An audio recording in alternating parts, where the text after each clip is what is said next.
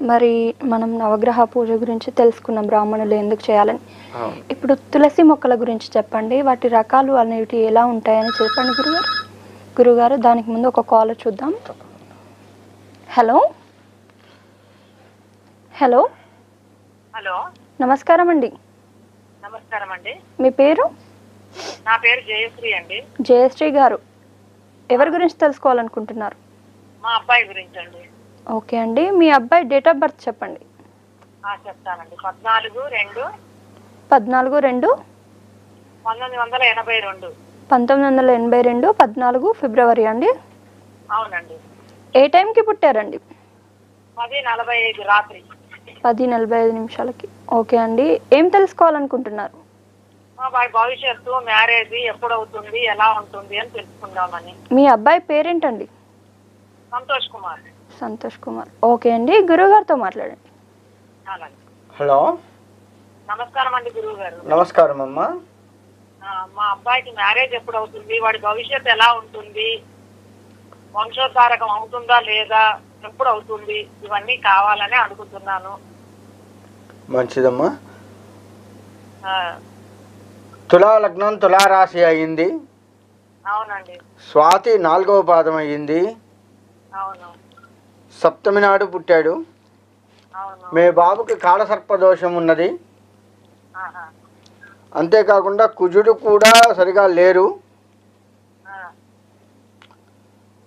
కాబట్టి ఈ రాహుకేతువులకి కుజుడికి కనుక జపాలు అవి చేయించుకున్నట్లయితే, వాటికి సంబంధించిన రెమెడీస్ కనుక చేసుకున్నట్లయితే మీ బాబు ఖచ్చితంగా మీరు అనుకున్న స్థాయికి వెళ్తాడు. అందులో ఎటువంటి సందేహం లేదు.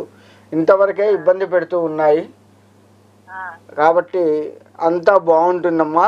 ఇవి చేయించుకోండి. అంతేకాకుండా ఇప్పుడు బుధ మహర్దశ నడుస్తూ ఉంది మీ బాబుకి. కాబట్టి మీరు విష్ణుమూర్తి దర్శనం బాగా చేయిస్తూ ఉండండి బాబుని.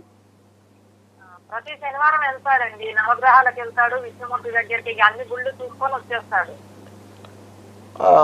ప్రతి వారం కాకుండా ప్రతిరోజు వెళ్తే ఇంకా మంచిది. అంటే ప్రతిరోజు అబ్బాయి కుదరాలి కదా, జాబ్ పొద్దున్నే వెళ్ళిపోయాడంటే నైట్ వచ్చేస్తాడు. పాపం కుదరదు. శనివారం ఆదివారం అంటే సెలవు కాబట్టి శనివారం వెళ్ళిపోయేసి అన్ని చూసుకొని వచ్చేస్తాడు. ఓకే. రాహుకేతుల పూజ అయితే శ్రీకాళహస్తిలో చేయించేసుకుంటున్నాం ప్రతి సంవత్సరము. మంచిది. అయితే వాటితో పాటు రాహుకేతువులకు జపాలు, మూలమంత్రంతో కూడుకున్నటువంటి జపాలు చేయిస్తే ఇంకా మంచి ఫలితం వస్తుంది. అలా చేయించండి. అలా చేయించినట్లయితే అది మంచి ఫలితాన్ని త్వరగా ఇస్తుంది మీకు. మ్యారేజ్ ఎప్పుడైతుందా స్వామి? అవుతుందమ్మా. ఉన్న ఈ సంబంధాలు చూస్తూ ఉండండి, తప్పకుండా మీకు దగ్గరలోనే అవుతుంది.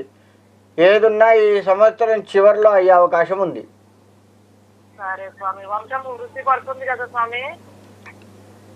తప్పకుండా అమ్మా. సరే స్వామి. థ్యాంక్ యూ ఫర్ కాలింగ్ అండి. గురుగారు చెప్పినట్టు పాటించండి, మీ సమస్యకు పరిష్కారం దొరుకుతుంది.